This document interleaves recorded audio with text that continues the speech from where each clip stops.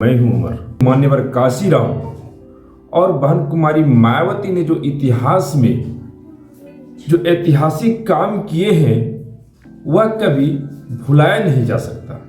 आपको बता दें कि मान्यवर काशीराम जो वैज्ञानिक की नौकरी करते थे उस नौकरी को छोड़कर सोशल इंजीनियरिंग में आ गए। जब उन्होंने अपने पुरखों का इतिहास पढ़ा, डॉक्टर बी आर अम्बेडकर का इतिहास पढ़ा, फूले साहू जी महाराज के इतिहास पढ़े, बुद्ध कबीर के इतिहास पढ़े, तो उन्होंने देखा कि जिस कांग्रेस ने संविधान के बल पर सत्ता हटाया और संविधान के शिल्पकार डॉक्टर बी आर अम्बेडकर को उन्होंने मटिया मेट कर दिया।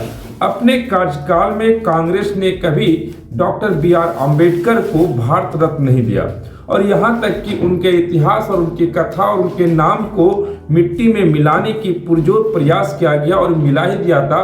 देश के तमाम 85% लोग और सभी प्रकार के महिलाओं की, सभी जाति धर्म के महिलाओं और यहाँ तक कि सवर्णों 100 में 100 लोगों को समता, स्वतंत्रता और बंधुता का अगर किसी ने संविधान के अनुसार हक दिया तो उनका नाम है doctor B R Ambedkar. Doctor B R Ambedkar drafting committee के चेयरमैन थे, लेकिन संविधान को लिखने के बाद भी जब वह संविधान सभा में संविधान को पेश कर रहे थे, उन्होंने अपने कई सहयोगियों का नाम दिया और बताया कि इन लोगों ने भी बड़ी भूमिका निभाई।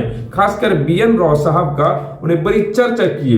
लेकिन कितना किसका योगदान है आप इतिहास के पन्ने में जाएं, पीछे उलट कर जाएं, आप खुद अध्ययन करेंगे तो आपको पता चल जाएगा।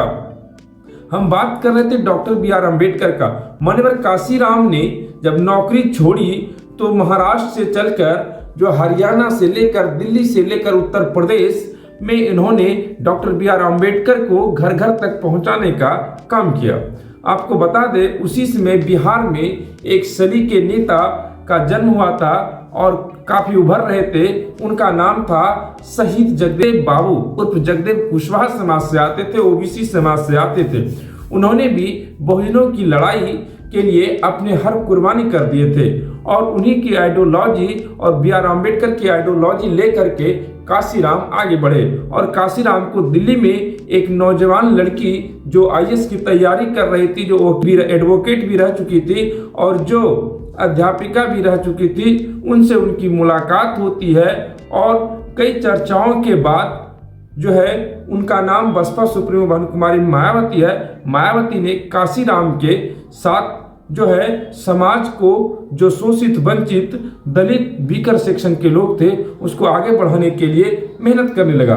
मैं बात कर रहा था संविधान की और वो लोग, वह कांग्रेसी लोग जो संविधान को नहीं मानते थे, जिन्होंने हिंदू कोड बिल पर जो है RSS और नेहरू सारे सवर्ण जो है पूरे संसद को घेर लिए थे, आगजनी करने लगे, पूरे देश में आंदोलन करने लगे।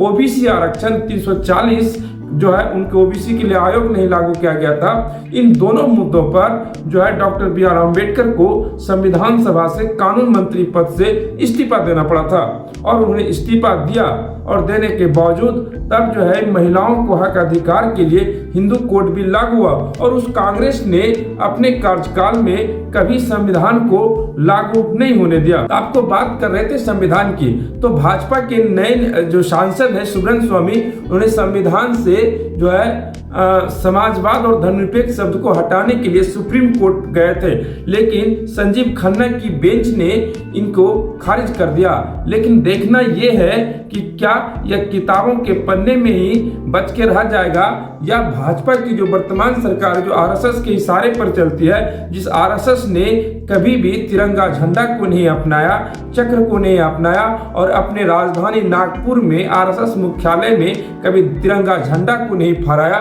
क्या वो इसको पूरी तरह से लागू होने देंगे?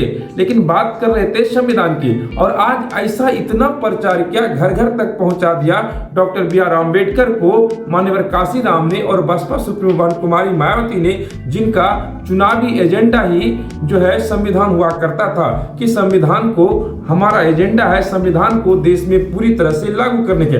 आज़ादी के 78 साल हो गए और संविधान लागू होने से 75 साल हो गए, लेकिन संविधान को को पूरी तरह से लागू नहीं हुआ। बी आर अम्बेडकर ने कहा भी था कि संविधान कितना भी अच्छा क्यों न हो, अगर लागू करने वाले अच्छे नहीं हो तो खराब साबित होंगे, और संविधान कितना भी खराब क्यों नहीं हो और लागू करने वाले अच्छे हैं तो अच्छा ही साबित होगा।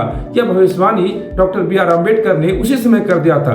लेकिन वर्तमान समय में कांग्रेस ने तो अपने कार्यकाल में 2014 तक संविधान को लागू ही नहीं किया।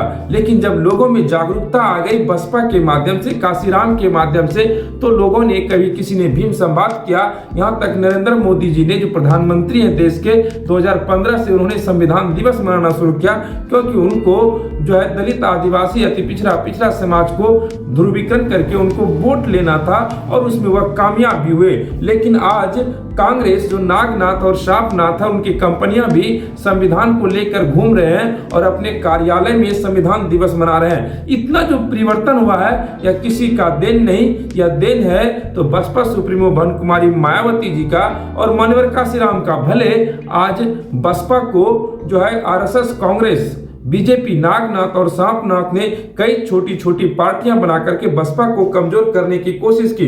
यहाँ आप तो देखते होंगे कि नए नवेले लड़के हैं जो नगीना से सांसद हैं, आजाद समाज पार्टी है, उनको कोई बी टीम नहीं कहता है, लेकिन वह जो है बसपा को कमजोर करने में कामयाब हो रहा है। उनको चार्टेड प्लेन और महंगी महंगी गाड़ियां ये लोग उपलब्ध करा रहे हैं सिर्फ और बसपा को कमजोर करने के लिए। और उनकी जातिवादी कंपनियां भी अगर अपने एजेंडे में टारगेट लेते हैं तो वह बसपा को लेते हैं, क्योंकि भाजपा को और कांग्रेस को पता है कि जो है हमको अगर कोई हरा सकता है तो वो बसपा हरा सकता है, क्योंकि उसके पास विचारधारा पार्टी है। विचारधारा इधर किसी के पास विचारधारा नहीं है, इसीलिए वह किसी से नहीं डरता है, इसलिए उनको तरजीह देगा है। जुड़े रहने के लिए शुक्रिया।